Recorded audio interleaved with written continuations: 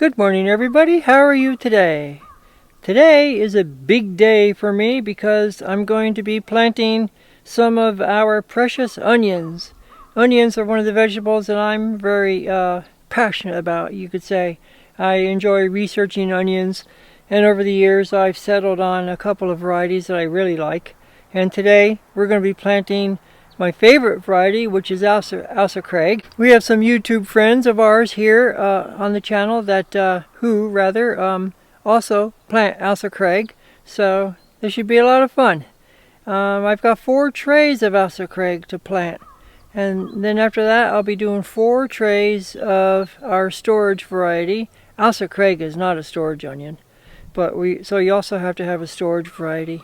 And so this year we're going with New York Early, and then after that we do shallots, and we'll be planting leeks.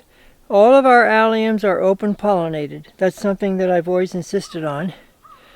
That way we can save seed if we want to or need to.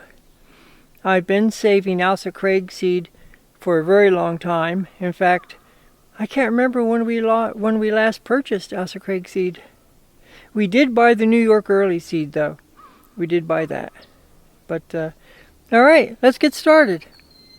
Okay, so the 4 trays of Asa Craig, the one on the far left, is the most robust-looking plants of all of them. And then as you go toward the right of the 4 trays, they get weaker looking and weaker looking until finally on the far right, they're just little spindly things. And I don't have an explanation for that. It's all the same seed, same source, same potting soil, and they are all under our grow lights, so I really don't have an explanation.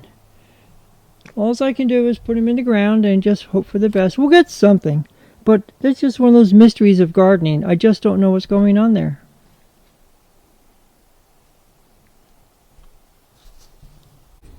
Alright, this is a typical onion that we're going to plant.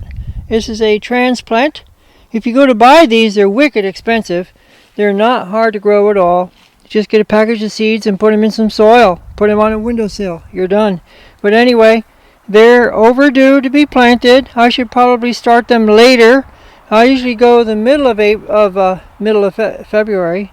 A lot of people don't start until the 1st of March. Maybe that's what I should be doing. The long roots don't really hurt them, but so if you notice, they're in a little block of soil. We call those soil blocks.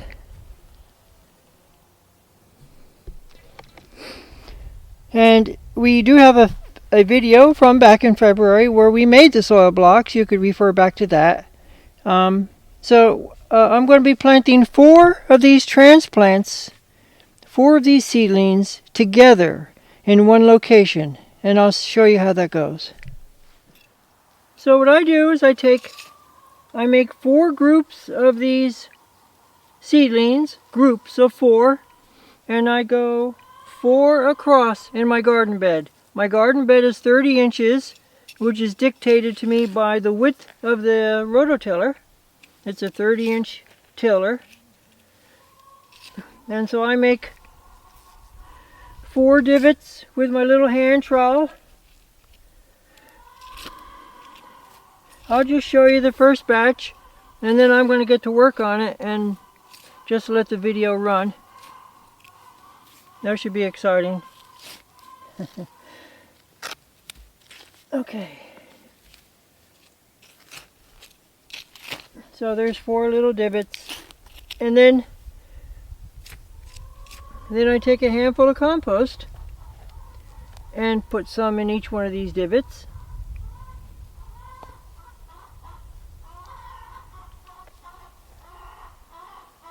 And then I grab 4 seedlings. So here's 2, and I'll look for 2 more. I just found 2 more. I usually put at least 4 seeds in each one of these soil blocks, and sometimes they make it, sometimes they don't. Germinate, I mean. So there's 4, and I'll put these together right there in the same divot.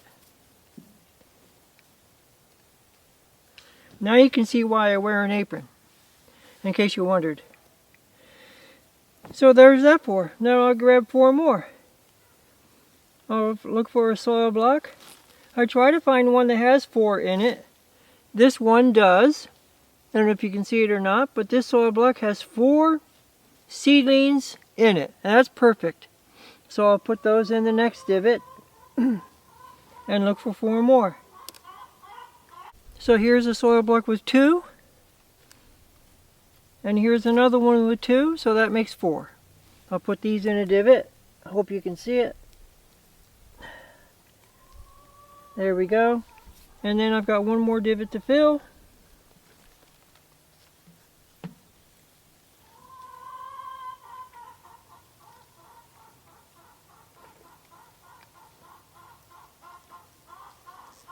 Three, 4, right there.